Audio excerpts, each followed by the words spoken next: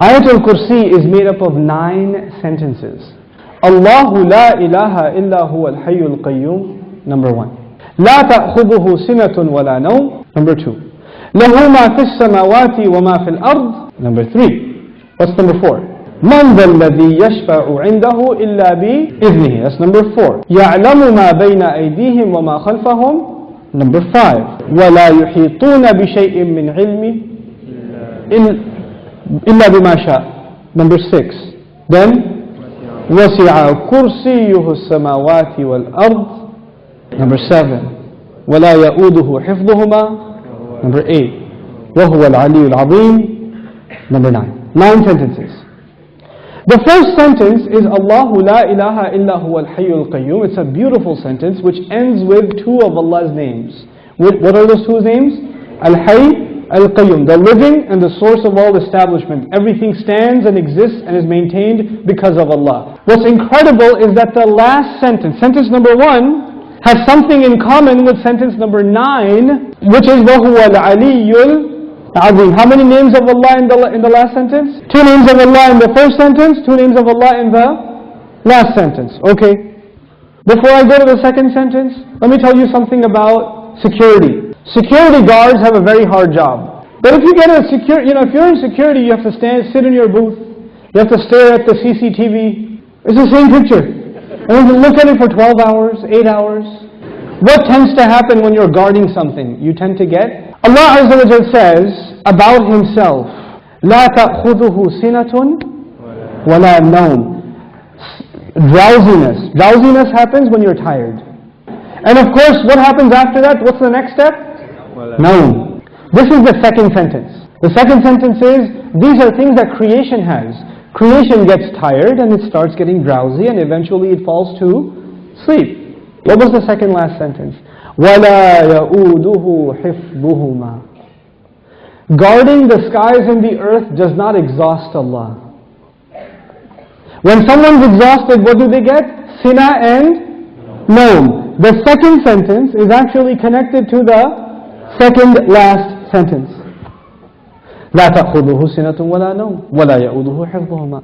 He says له ما في السماوات وما في الأرض. He owns whatever is in the sky and the earth. Now before I tell you further, you need to understand the difference between 2 words, 2 names of Allah, Malik and Malik. Malik is an owner. Malik is an owner. Malik, what is Malik? King. Is there a difference between a king and an owner? Yes. Ownership is about property. But kingdom is not about, you're not the king over a tree or the king over a piece of land. You're the king over the people who live in that land. Kingdom is about controlling people. Ownership is about controlling objects. It's a difference. Now Allah says, لَهُ مَا فِي السَّمَاوَاتِ وَمَا فِي الْأَرْضِ. He owns whatever is in the skies and the earth. What is the ayah about? Ownership. What's the third last sentence? وَسِعَ كُرْسِيُّهُ السَّمَاوَاتِ وَالْأَرْضِ. His throne extends to the skies and the earth. When Allah talks about His throne, He's talking about His kingdom.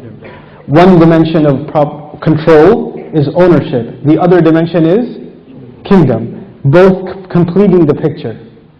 Allah is Malik and He is Malik.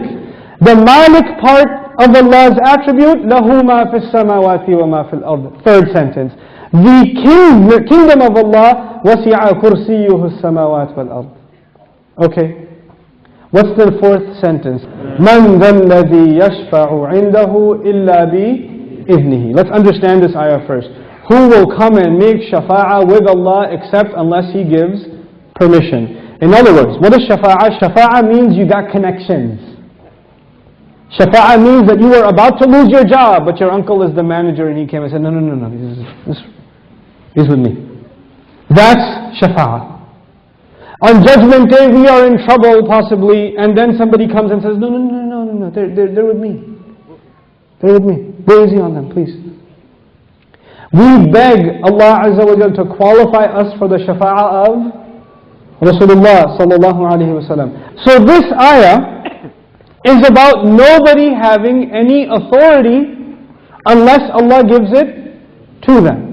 وَلَا يُحِيطُونَ بِشَيْءٍ مِّنْ عِلْمِهِ. They know nothing, they can control, they encircle nothing of His knowledge. إِلَّا, except بِمَا شَاءَ. The fourth sentence and the sixth sentence are both about a statement about Allah and the only exception. The statement was, nobody has authority to make a case except whoever Allah gives permission. They have no knowledge except whoever He wants to give knowledge to.